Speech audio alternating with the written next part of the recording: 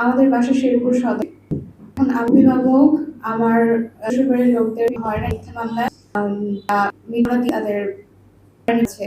আমি এবং একজন 2024 সালের সেপ্টেম্বরের 4 তারিখ আমরা প্রেম করে বিয়ে করি। দেন হচ্ছে আমি মোট 4 বার আমার হাজবেন্ডের কাছে চলে আসি। প্রথমবার আসার পর আমার শ্বশুর আমার গার্ডিয়ানকে ফোন দিয়ে বলে, সম্পূর্ণ ঘটনা খুলে বলার পর আমার গার্ডিয়ান এসে আমাকে জোরপূর্বক নিয়ে যায়। দেন আমি দ্বিতীয়বার আসার পর আমার গার্ডিয়ানকে আবার কল দিয়ে বলে যে যেহেতু মেয়েটা 2 বার করে এসেছে, আমরা একটা মীমাংসার মাধ্যমে আসি, কিন্তু তারা মীমাংসা চায় নাই, আবার আমাকে জোর করে নিয়ে যায়। দেন আমি তৃতীয়বার আবার চলে আসি, আমাদের বিয়ে হয়। বিয়ে হওয়ার পর আমি 2 মাস সংসার করি। দেন সংসারের পর তারা আবার আমার হাজবেন্ডের নামে এবং আমার শ্বশুরের নামে মিথ্যা মামলা দেয়।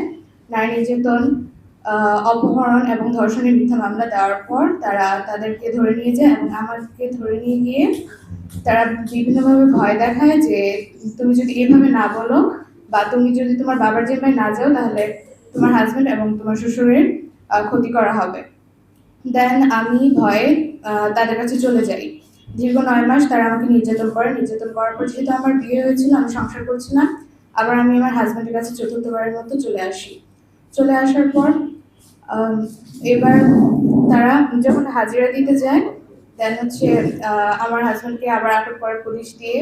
দেন আটক করার পর আমার হাজবেন্ড একটানা 8 দিন জেলে ছিল। আমি 7ম দিনের দিন গিয়ে আমার হাজবেন্ডকে মানে কোর্টে গিয়ে জজের সামনে মুখ জবানি দিয়ে আমার হাজবেন্ডকে নিয়ে আসি।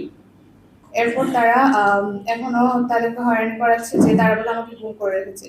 আমি আমার নিজ ইচ্ছায় এসেছি, তারা আমাকে গুমও করে রাখেনি এবং তারা দাবি করে যে আমি বলে নাবালিকা। আচ্ছা, আমি যদি নাবালিকাই হই তাহলে তারা আমার বিয়ে কিভাবে ঠিক করে? অবশ্যই আমি সাবালিকা এবং আমার কাবিননামা দেখতে পারেন, সেখানে প্রমাণ আসছে। তারা আমাকে মানে দাবি করছে যে আমি নাবালিকা। এইসব দাবি করে তারা আমার শ্বশুরবাড়ির লোকদেরকে হয়রানি করাচ্ছে।